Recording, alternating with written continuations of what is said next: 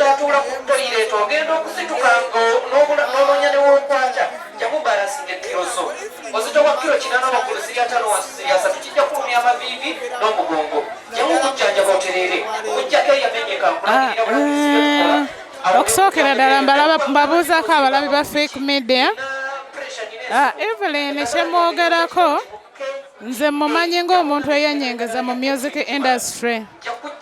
Nasooka okusisinkana Evelyn mu mwaka gwa 2018 ku mukolo gwange.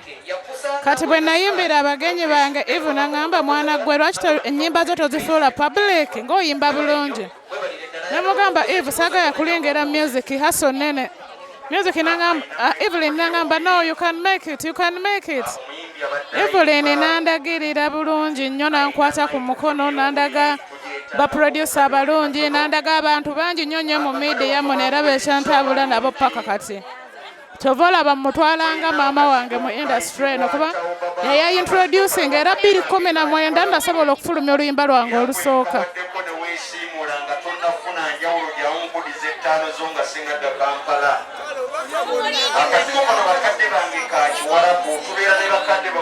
Abayimbi kyenjagala obbagamba kimu nti tugume bibaawo ate bikyabaawo wabula ogenza otya. Tusaba kimu Mukama wabanga asobola ng'otuwa chance nga gy'awadde Eva abantu bonna bakubeererawokko ne bakulaga ku laavu mbutuufu oba owulira ng'owummudde mirembe. Weeraba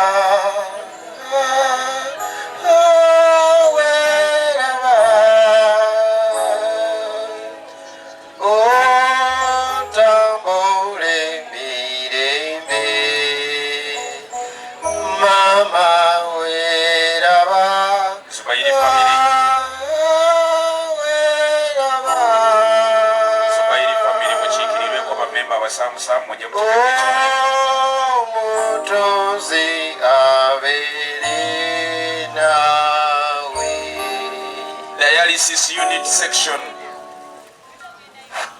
Dialysis unit section. Abakola ku Monday and Wednesday night. Mujje mutegeke ekimuli.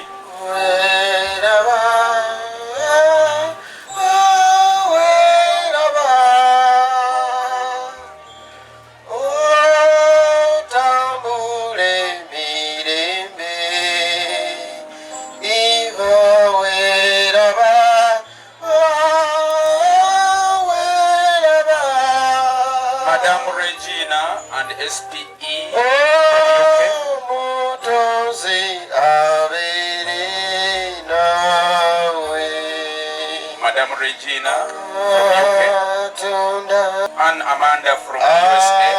And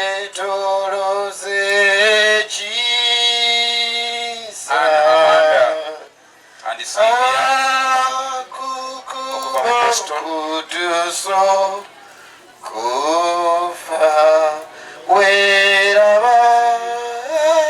And Amanda.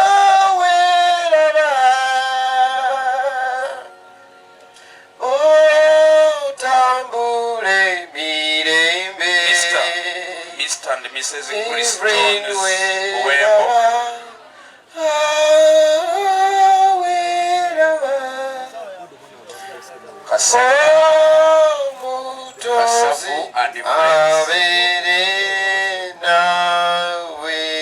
Kasavu and friends.